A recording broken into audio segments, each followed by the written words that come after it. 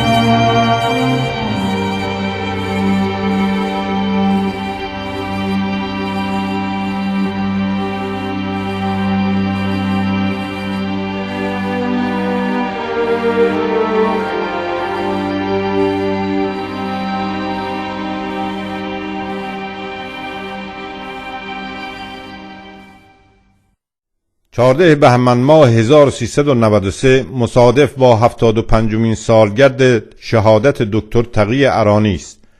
75 سال پیش گزمگان حکومت دیکتاتوری رضاشاه، اندیشمند فرزانه، کمونیست مبارز و معلم انقلابی میهن ما را در سیاهچالهای استبداد به قتل رساندند تا صدای رسا و اوجگیرنده جنبش کارگری و کمونیستی ایران را خاموش سازند. ولی مبارزه ارانی با قتل او خاتمه نیافت و اندیشه های دورانساز او برای بنا کردن ایرانی آباد، آزاد و رها از بندهای استعمار، استثمار و استبداد آنچنان نیروی عظیمی را در جامعه ما بسیج کرد و به حرکت درآورد که تا به امروز همچنان به راه پرفراز و نشیب خود ادامه می‌دهد. پرچم رزم ارانی نوآوری‌های او در بردن آگاهی به درون جامعه عقب مانده ایران آن دوران و انتشار آثار علمی از جمله بنیادگذاری مجله دنیا، آموزش دهنده نسل‌های پی در پی از انقلابیون برجسته همچون روزبه‌ها، سیامک‌ها، مبشری‌ها، وارتان‌ها، کیوان‌ها، حکمتجوها، تیزابی‌ها، افضلی‌ها، هاتفی‌ها و کیمنش‌ها بود که تاریخ واقعی مبارزات مردم، کارگران و زحمتکشان میهن ما را با فداکاری‌های خود نگاشتند. زنده یاد رفیق احسان طبری در ستایش دکتر ارانی خدمات ارزنده او و پیکار دورانسازی که ارانی نماینده آن بود از جمله می نویسد: سالیان دراز از شهادت ارانی می گذرد، ولی زمانه کماکان بر آن محور می چرخد که جان بیتاب و جوینده اش می چرخید. نبرد طبقاتی. رشد نیرومند نیروهای مولده در این عصر انقلاب علمی و فنی و تحول شگرف فکری انسان بیش از پیش تحقق آرمانهای ارانی را به دستور روز بدل می کند. ارانی سوار بر سمند اندیشه انقلابی و علمی کماکان به سوی پیروزی می تازد و پرچم سرخش در بادهای توفنده عصر ما در اهتزاز است. 14 بهمن ماه همچنین روز شهدای حزب توده ایران و روز تجدید عهد با آرمانهای والای جنبش کارگری و کمونیستی میهن ما و تجدید عهد با خاطره کاروان عظیم ده‌ها هزار شهید توده‌ای است که جان خود را برای بهروزی توده‌های ستمدیده کار و زحمت فدا کردند.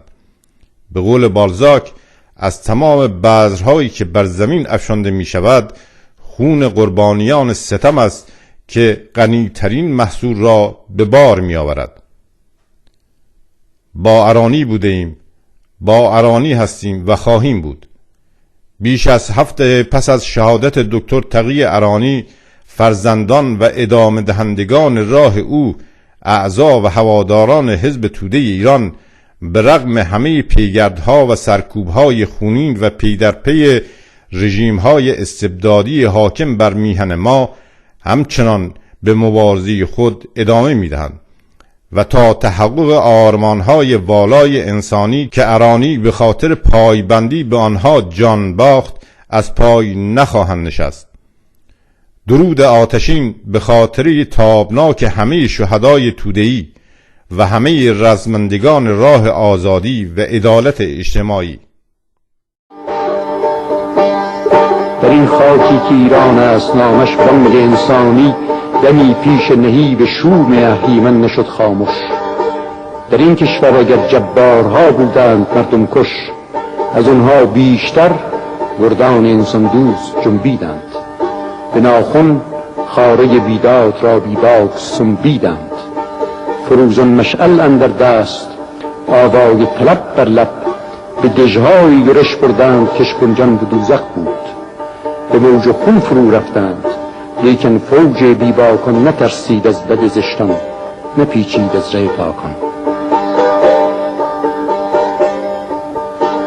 ایرانی بذر زرین بر فراز کشوری افشاند.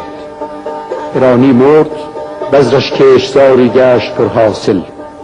به زندان روح پرجولان و تیارش نشد مدفون.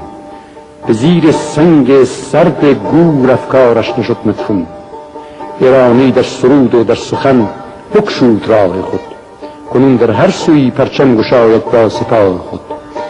بمرد در یک شقایق زیر پای وحش نامیمون.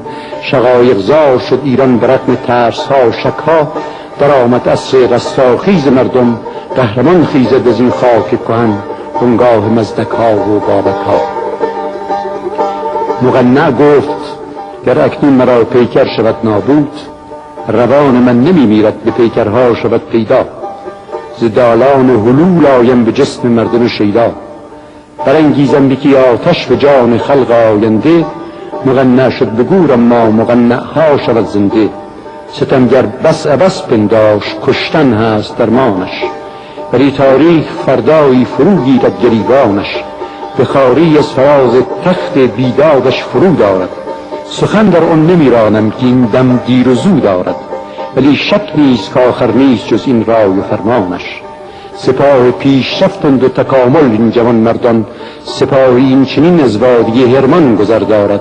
به سوی معبد خورشید پیمودن خطر دارد. ولی هر کس از این ره رفت بخشی شد ز نور او. هم آوا گشت با فر و شکوه او غرور او. مجوی هموطن از ایزد تقدیر بخت خود. طلب کن بخت را از جنبش بازوی سخت خود. جهان میدان پیکار است، بیرحمند بدخواهان. طریق رزم ناهموار، غدارند همراهان. ناید ز آستانها هدیه‌ای، می قدرتی غیبی برآید. سفره‌ای گسترده در خانه درچیند. به خواب استم که راه و رسم هستی را نمی بیند. کلید گنج عالم رنج انسانی ساگه شو. دو ره در پیش، یا تسلیم یا پیکار جان فرسا. از اون راه خطا برگرد و با همت بر این ره شو. ایرانی گفت در شب تیک جنبنده تاریخ است. مشو زن قطرها که در لجنها بر کران مانند. بشو امواج جوشانی که دائم در میان مانند.